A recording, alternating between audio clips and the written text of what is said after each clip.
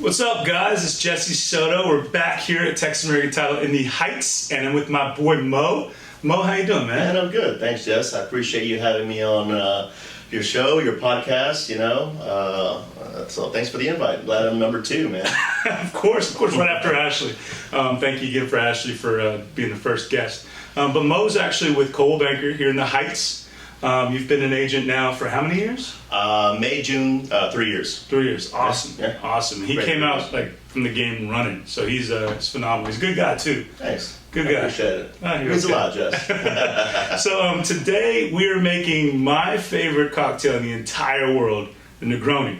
Negroni, it's a pretty simple cocktail. It's 1 part of everything. So it's 1 part gin. And today we're going to be using my favorite distillery in the entire world, Martha Spirit Company. If you haven't checked them out, definitely check it out. Makes a phenomenal Sotol.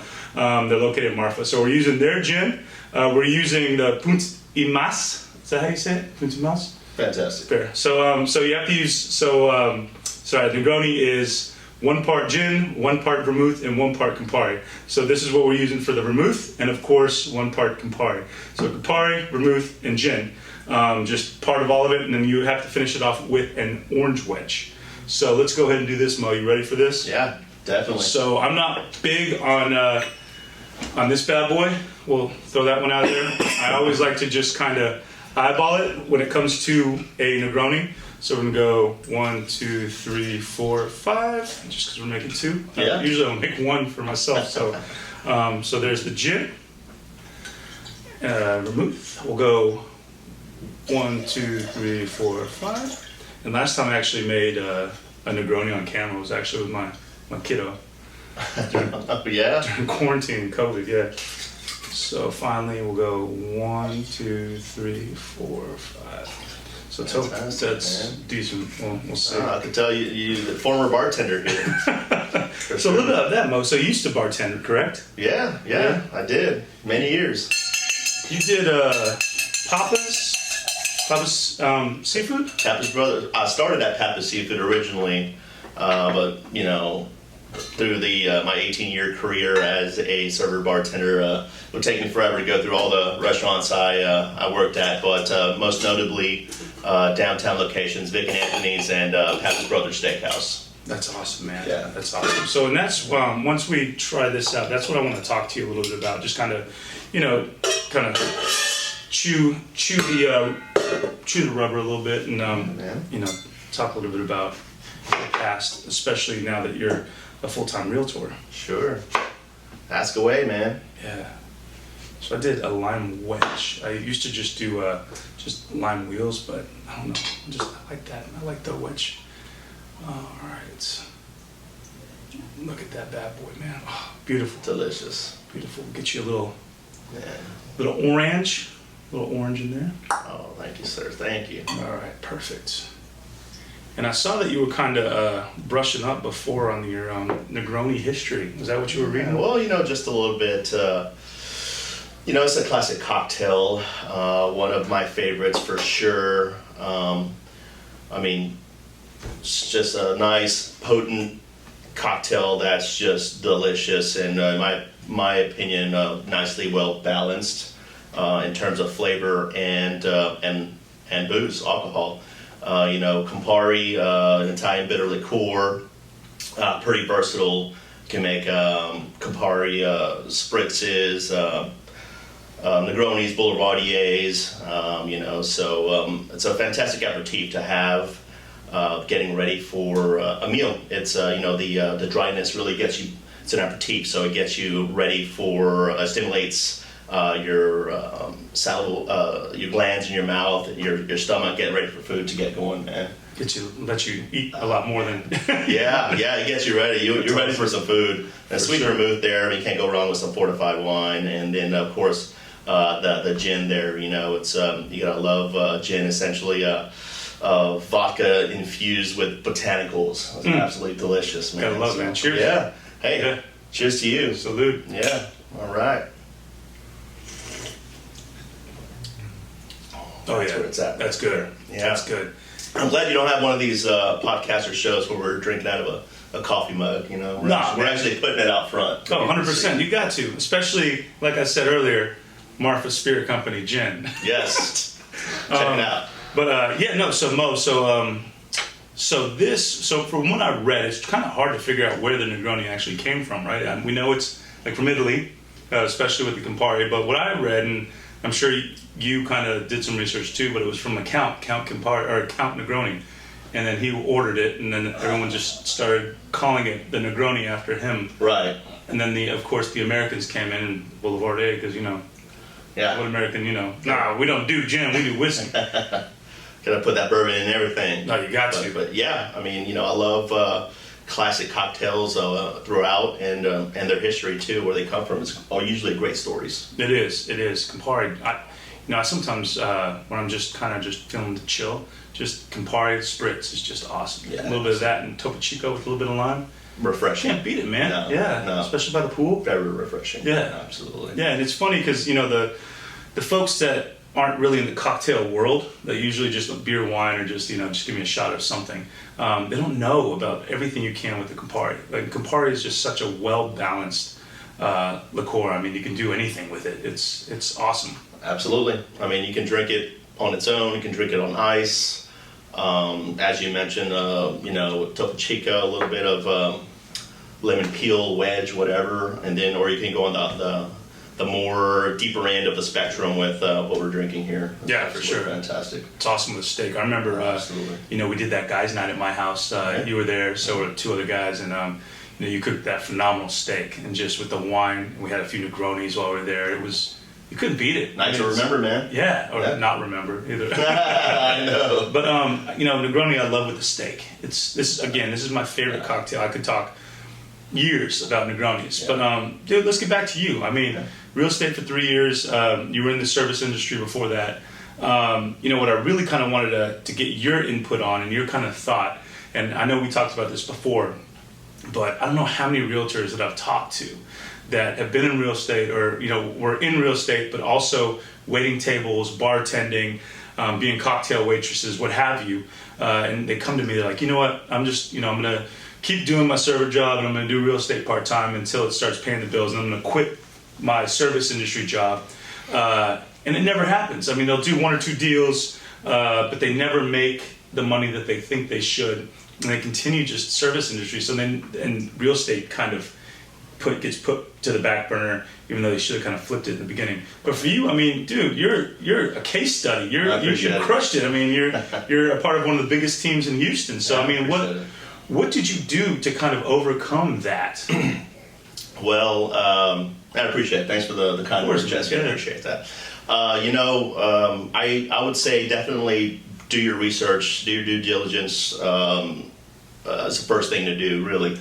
Talk to agents, all kinds of agents, newer agents, agents that have been in for maybe 5 to 10 years, and you got to talk to your veterans for sure. You really want to know what you're up against, and whether you think it's a good fit for you. And luckily I had or still have those kind of resources that I reached out to in the beginning. And I consistently reach out to now. I mean, real estate is it's completely different from the restaurant industry, and going in there, I knew what I was up against. I decided that I wanted to do it, and I kind of knew what I was up against, and I jumped in, man. I just did a cannonball, cold water or not, No shout out to Steve Siapi. Yeah, exactly. You knew who I was talking about. I did. No, Steve Siapi, my godfather, he's awesome. And that kind of leads to me kind of getting the idea of getting into real estate was talking to him, keeping up with him, and seeing his success in his 20-year venture, and 20 years plus, shall I say. Yeah, he's a well-known name, at least in the Heights area. Yeah. Outside of that, Right, yeah. Yeah, that's awesome, man. So, I mean, you, what made you want to join a team?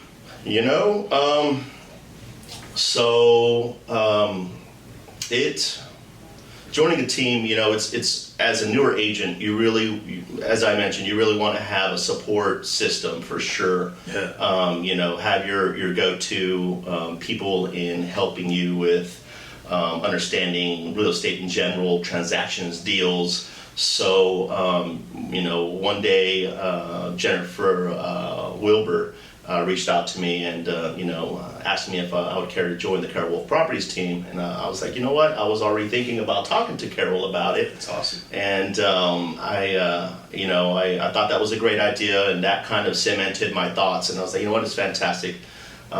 So Jennifer was like, go ahead and reach out to her now and let her know you want to join her team. And I was like, cool. I took off my sheets, my bed sheets. It was like 9 o'clock. I was like, all right. I was like, in my mind, I was like, how's she going to be with a text about joining her team at 9 o'clock in the evening? So this is a pretty funny story. Not that many people know it. So yeah. So I was like, all right, you know what?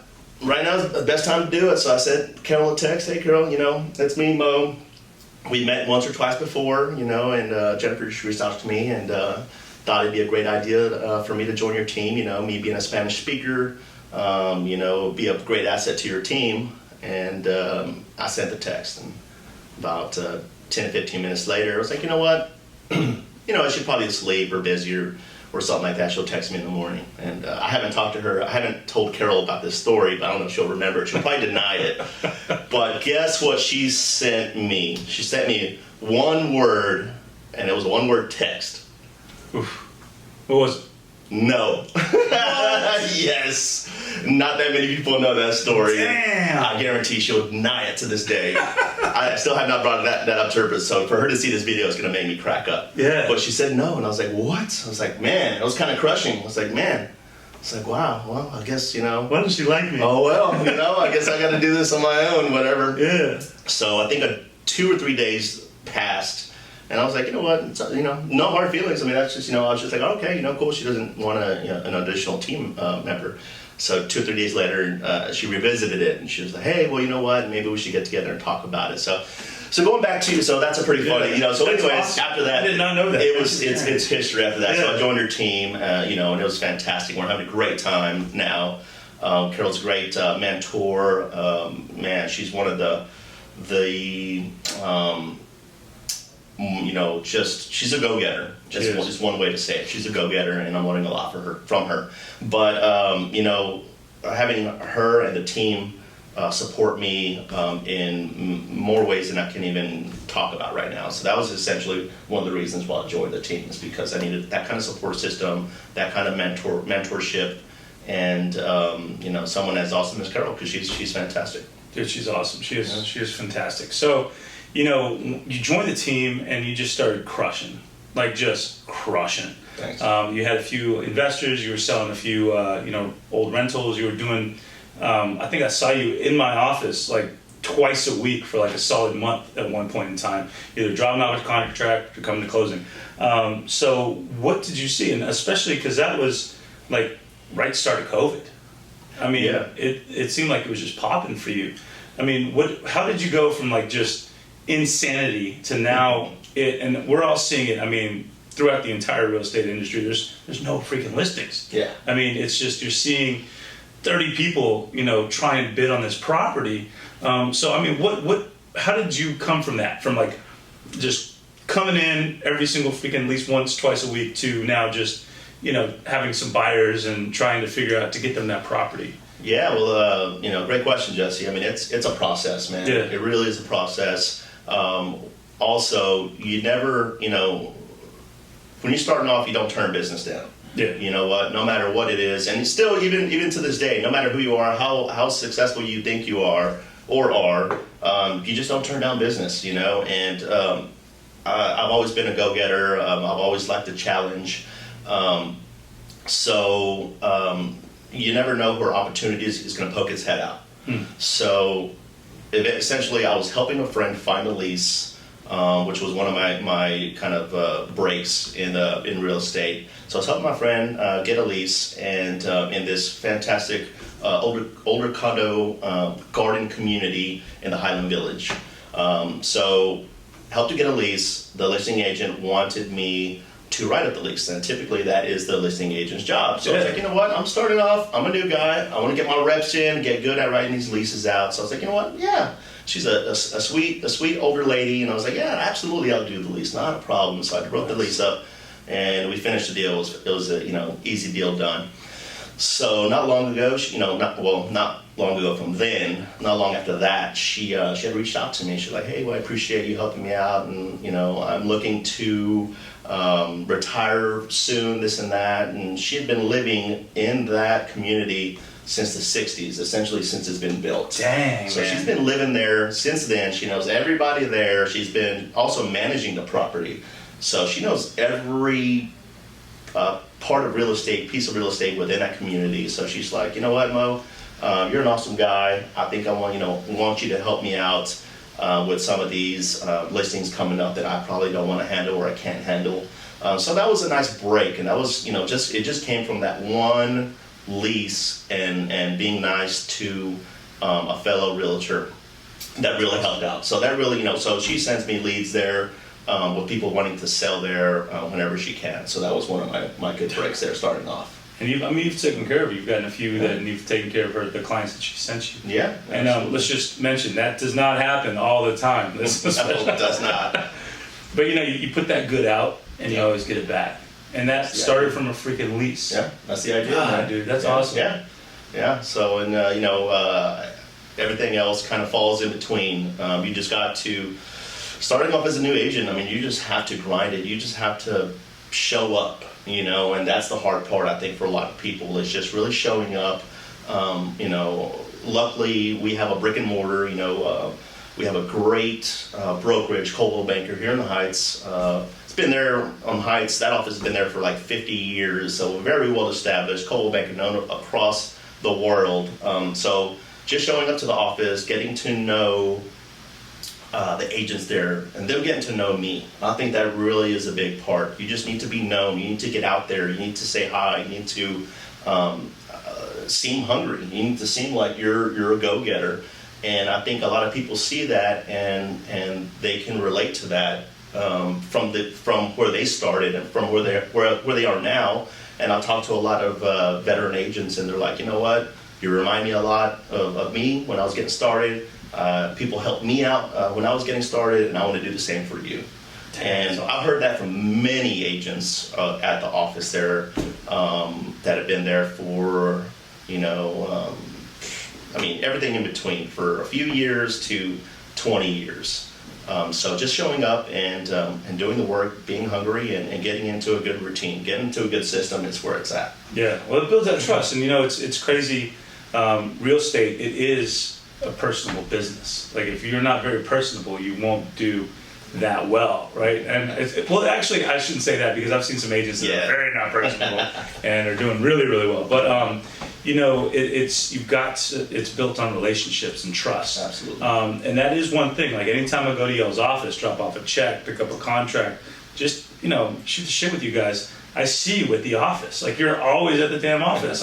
It's insane, and I think that's a good thing to say, especially to newer realtors that are trying to get in the business.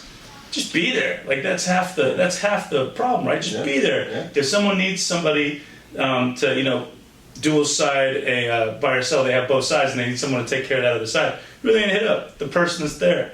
So you're the one getting the calls, you're the one doing all that stuff, floor time, all that. Yep. So that's a great point. Just freaking be there. Yeah, just show up. Be there and be willing to work. Be coachable is a big thing too. Be coachable. Be open-minded. A very popular saying is get comfortable with being uncomfortable. Talking to people. I like that. I think you and I have a good background in the service industry, and that really opens up a lot of experience in dealing with people, which makes it the transition a little easier, I think, for former service industry people going into any other kind of service industry. Service industry. Dude, so real estate just kind of so far is working out well. I like that, dude. And you're crushing it, man. So, I'll cheers to you, man. Cheers. Because you haven't had a sip of this since we started. No. Yeah. Cheers. So, are you originally from Houston? Yep. Born and raised. Born and raised, buddy. Back in the good old Rockets days. Oh, man. When we had a decent team. Yeah, man. Back when I would buy those plastic door hanger basketball goals from Popeyes for $5. Oh, hell yeah. I would break one every week. I love that. Yeah. That's something I have to go back to Popeyes. Yes, exactly. So, living in Houston your whole entire life, what's been your favorite places? Like, I mean, what's your favorite restaurant? And, you were in the service industry. You worked quite a few spots. What's been your favorite place to, like, just go to if you're going to kick it on, say, like a date night? Oh, man. Such a loaded question, Jesse. Oh, man. I'm going to let so many people down if I don't name the restaurant, I mean, there are a lot of hard hitters out there. It really depends on my mood. It really depends on my mood. And Okay. I'm a creature of habit. I go to all the same places unless I have a friend or someone invite me out to somewhere that they know, that they like, that they trust, and then I'll go check out new places. I'm not much of an adventurer on my own. Normally, I do, but not often. I just like going to the same places. I'm a creature of habit. But where are those places, Mo? If I was in the mood for some nice, authentic Mexican food, Hugo, he has a lot. Hugo Arteaga has a lot of fantastic restaurants. I used to work at Caracol in the Galleria area, and I fell in love with his food, and I didn't know who he was until I started working there. Was he a boxer? No, that's another Mexican restaurant. Not that I'm aware of, but he has so many concepts. But Caracol was like a coastal kind of concept, Mexican coastal cuisine, absolutely fantastic. Sunday brunches there were insane. I had some friends, buddy Simon Solomon and James Watkins, that took me out there for my birthday, and I hadn't been there since I'd left working there, and it was amazing. I missed it so much. But so that's my Mexican side of things, And if I'm going steak, Pappas Brothers Steakhouse. There it goes. I mean, I've worked at a lot of steakhouses, but the dry aging, that is where it's at, and really? I'm not joking. Yes, and their wine lists, their cocktail lists, man. I mean, it's all a cut above. Nothing against my Vic peeps, though. Don't hate on me, all right? Vic's, I love it. If you want to go to a baseball game, we've been there after a baseball game. I was about to say, if you ever want to get the best service you've ever had in your life, take Mo to Vic and Anthony's, and you will have people pushing over other people to come serve you. I love that experience. Place. Yeah, that was great times. But no, Vic and Anthony's great seafood